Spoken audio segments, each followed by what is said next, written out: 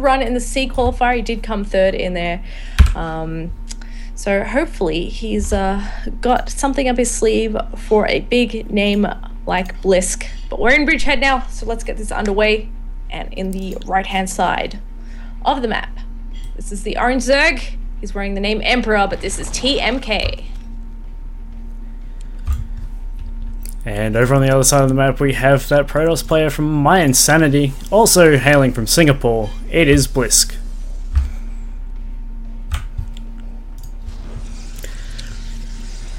Correct. We'll see how Blysk goes in this match. If I cast my mind back to the previous matches that we saw him play through the qualifiers, I believe he was kind of, it wasn't too much into the sky toss idea. It was a little bit more ground-based, into 2 or 3 base pushes. So we'll see how that may have changed. I mean, it was a little while ago. So he could still pretty much have anything planned for the Zergs that he's going to be coming up against. Yeah, and we see Emperor going for a hatch first here, so this is going to be spotted out here by Blysk with an early probe scout, so he's not going to be too worried seeing all those timings coming down, but drone does sneak out the backside there, and it looks like he wants to go for a drone scout himself. Yep.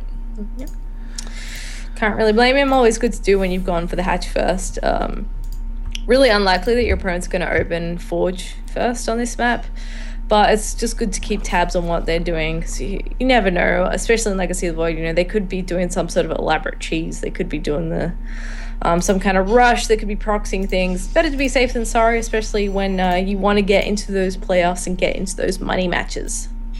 And actually an interesting stat coming out here from TMK. He actually was the he was the qualifier that played the most maps out of all the qualifying players, which is, I mean, it's a bit of a workload, but man, that's not bad. I mean, I think the C Open qualifier, he played, I think, a total of 13 maps or something like that.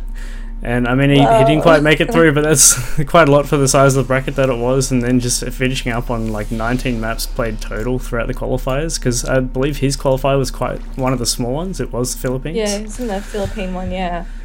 That's pretty crazy. Like, you gotta have good stamina to do that. I mean, like, you think about how many games he played. It still doesn't seem like a lot, but then you compare it to someone like Ender, who went like, didn't drop a map and went like 5-0 or something. You know, it's there's a huge difference in the amount of games played, which is kind of good for him in this tournament though, because now he's had a decent amount of experience against a variety of players. So hopefully that gives him a little bit of a leg up in terms of knowing what these guys could possibly do against him, and he can tailor his builds to try not to die to things he may have died to in the qualifier. Yeah, and Blysk getting off another good scout here. He will lose his probe for it, but there is an adept and a mothership core on the other side of the map here, and he has a reinforcing pylon as well above that third base, so warp gate almost being done here. This could be threatening. Gets himself an early drone there, going for another one, just going to be focusing down, but he dashes. Oh, I think he tried to dash into that second base there, but the shade didn't quite make it. I'm just going to focus down some drones in that nice little nook there. Oh dear. Not able to get too much done here thus far, as TMK. He's picked off a Blysk. I'm just getting my races wrong all over the place today. He picks off a couple of workers, so that's not too bad. Gets a bit more scouting information as well. Actually, you know, that said, TMK has actually made a bunch of links in response to that, so I think he got a little bit scared, which is certainly well worth it. I mean, that's 5 drones out on the field at the moment, that aren't out on the field at the moment, I should say. I think I'm just going to give up, man. My mouth isn't cooperating with the words that my brain is forming. Yeah, and this Lings is still trying to break down the front door, but Adept in a sentry hole position there, no chance in the world. So a couple of Lings just kind of sacrificing their lives for not much at all. But he does have some good vision here at the base. He sees some gateways morphing in at the north side of the base there, but the Stargate follow-up here from Blysk is quite interesting. We'll see how he's going to put this to use, as there's actually an Oracle on the other base, and kind of missed that one a little bit on the Observer cam, but 6 kills on that Oracle. Yeah, that's really nice. So he's going to beat down his macro a little bit now, and he's 35 drones to 46 probes. That's how much Blysk has been able to do to this guy in the early game. So he's certainly in a fantastic position. He's got great scouts off. You can also see that third base coming down too. So there's really nothing that TMK is doing or can do that he's not going to know about for the time being. And you see how comfortable Blysk is with that information, because he's already taking a third base going, yeah, man, I'm looking really good at the moment. Yeah, exactly right. And Twilight Council and Robo coming down. Actually, a little bit of a revelation spell down thrown on the Queen, just to keep an eye on them as he's keeping this Oracle alive. But you've got to be careful. He's kept it still. Oh, man. I reckon he could have got away with walking those Queens under it for a second there and possibly killed it with it. There's no hit points underneath that shield. Well, it was not meant to be. This Oracle is going to stay alive for a little while longer. Could perhaps zap a couple more drones before it finally gets taken out. We'll see what ends up being the fate of that Oracle in a little bit. But Blysk's third base looks like it's going to get up for free. There's not going to be any trouble from TMK at all, because he's going to be too focused on getting his own economy to where it needs to be. I mean, he's still not at that magic drone saturation. He's still below 50 drones. Oh, this Oracle even finding another window. Just picked off another 4 drones at that third base, and that hurts. We see Dome, not Dome, it's TMK, man. TMK, repositioning his spore. And he's looking to be alright. But this, and this third base being up here for Blysk, he's basically probed up completely at it. He's got plenty of gateways, he's got immortals on the way. This attack coming out from Blysk looks so scary. Yeah, it looks very similar to what Blysk was doing in the qualifiers, just some gateway units, and then he kind of mixes in a bit of tech here and there. It might be 3 Void Rays, or just Immortals, or he'll go for the Templar Archives and throw some Archons in or something like that. So he tends to mix it up a lot. Very much ground-based there, and it does make it a little bit tricky to deal with, because he's got this interesting mix of units. I mean, we've got Sentries, Void Rays, Stalker, Adept here at the front door of TMK. Well, I should say back door, actually, because he is knocking down those rocks. I'm going to head in here, and I don't believe that TMK has noticed this yet, so he could be in a bit of trouble. Yeah, no reaction just yet, and this is really late reaction. He has an Overlord spotting this too, but he's coming around from the backside, so he's going to try and hopefully trap this Protoss army in, but he does have a recall available to him, and he is focusing down the third base. Oh, that force field at the back door, and now he can't get in. They have to go around the other way. There's still plenty of force fields available for these sentries, and he gets that base and will bug out with the mothership recall.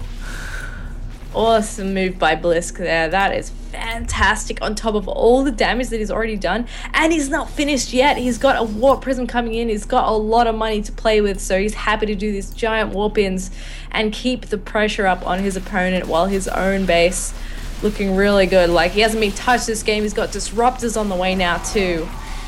And, well, at the very least, TMK is going to be able to clear up those pesky zealots.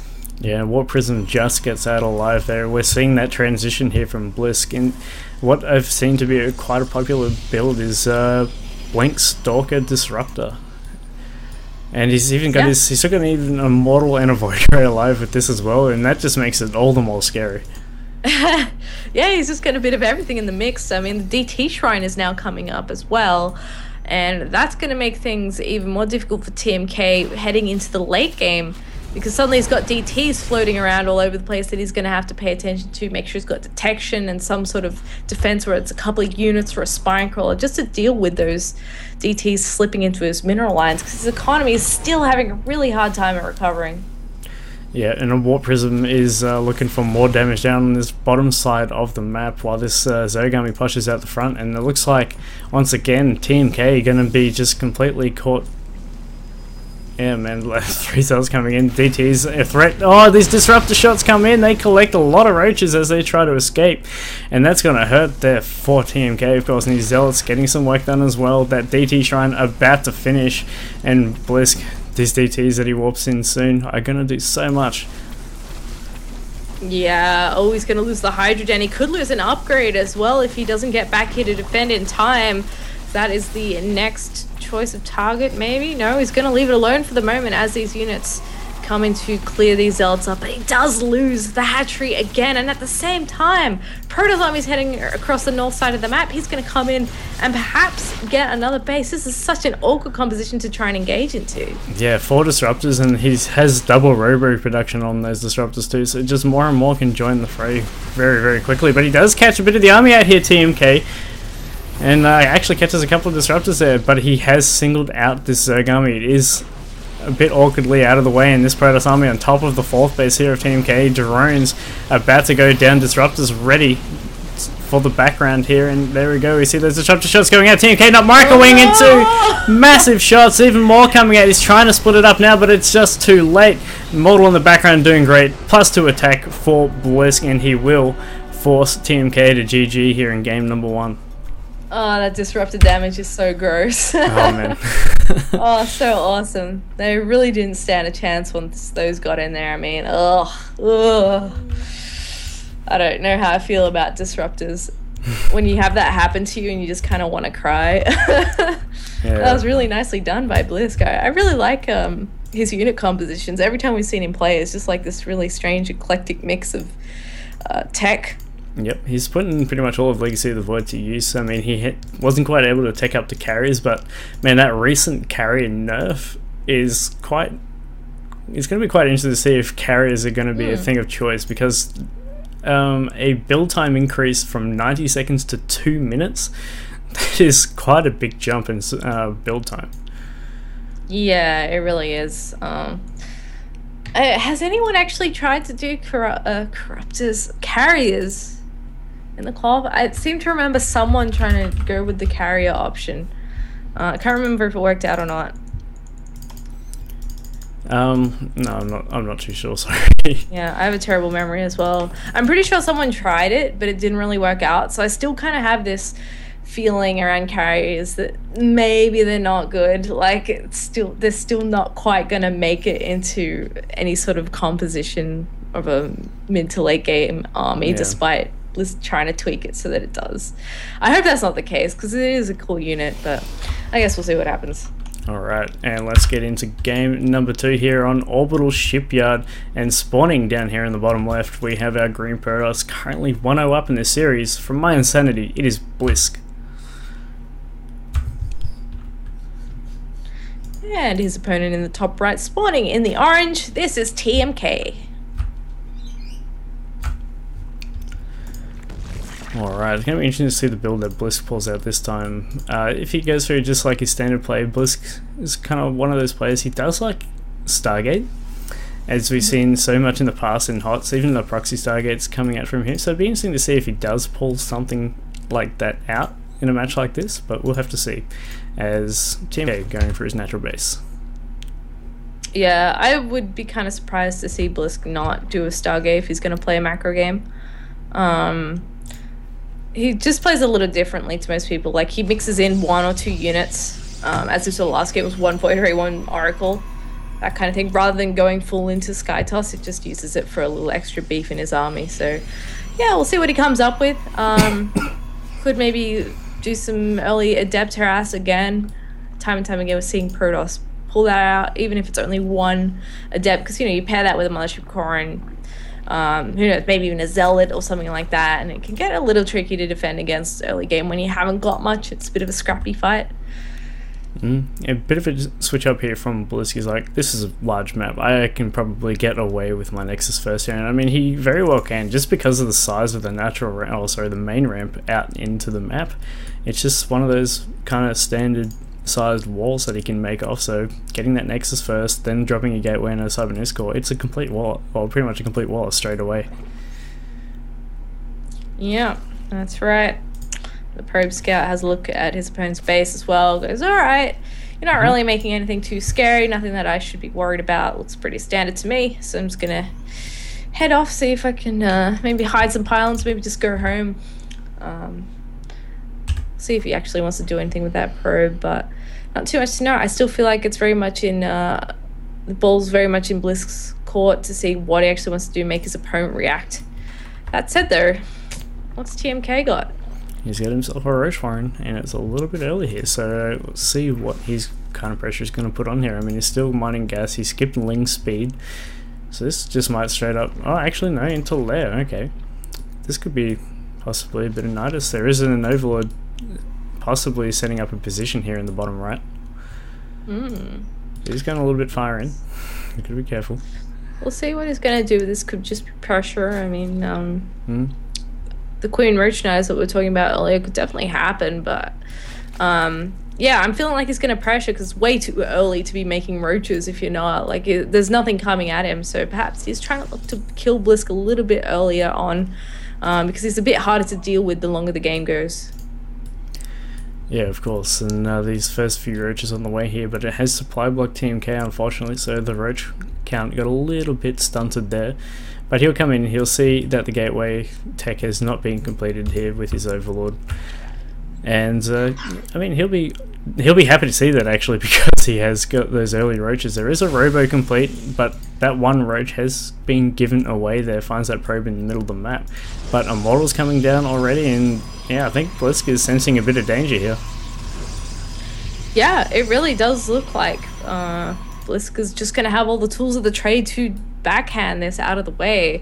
So while I think TMK has the right idea trying to kill him early on, perhaps the execution is slightly lacking, or he needs to wait a little bit later till he has a bunch more units, because with the depths at the front and Immortals coming, how are you supposed to really do that much with 4 roaches? Yeah, there's more trickling across the map, but oh man, the production just isn't really there for these roaches. And oh man, there's just, yeah, too much out here for Blysk already. His warp gate is about to finish up. He's got an Immortal and a Depths on the high ground. His extra gates finish up in time for warp gate. And yeah, he's going to be sitting pretty well here against this roach attack and focusing down. Oh, that force field gets out and traps those roaches in. The Immortal just dealing damage in the background. And wow, these roaches just got backhanded. Yep, he is not getting anywhere with this, and now Blysk has enough left over that he could actually push, I think, like one more warp in. He'll have just enough buffer to make this really difficult for Emperor, or TMK I should say, to defend against. He's got a lot of overlords out on the map as well. Might need to be a little bit careful with those, because cleaning a bunch up of those, you know, it's going to supply block him pretty quickly, but luckily it looks like he only has the one sentry that can shoot up at the moment. Yeah, give him that Overlord a bit of a tickle. Looks like he is actually going to do the move out. The sentry is dedicated, man. Yeah, man. And there's a Warp Prism moving out with this as well. We see that... Oh, wow. We actually got a lot of gateways here for Blysk. So this is definitely the attack he wants to go for. And it's not all in here from him. He's getting extra gases back at home, throwing down a Forge. It's just a bit of a pressure, but this could be very well game-ending if TMK is not careful here. Yeah, there's the barrier on the Immortal, soaking a bit of damage there. The roaches come down to meet the Protoss army, but there's too much here. The Adepts doing so much damage to these roaches, focus firing them down one at a time with the Immortals backing them up. They really don't stand a chance. Another warp in coming in here now. Ling's trying to be a bit of cannon fodder for these roaches, but at the end of the day, he's pushed back up his ramp once again. There's too much strength here from the army of Blysk. Yeah, the Adepts are just absolutely wasting those Lings, getting first shots off on them as well, being those range type zealots. The Lings just aren't doing anything. This is just allowing those Immortals to just go ham here on these roaches, and this is looking quite grim here for TMK in game number 2. All the roaches are starting to fall. 2 Immortals still alive, no damage to them just yet, and everything is looking gone and done. Blysk will 2-0 TMK. GG, very nicely done from Blysk, an adept heavy composition to wrap that series up in the end there. Pretty cool stuff. We will be catching a couple more Blysk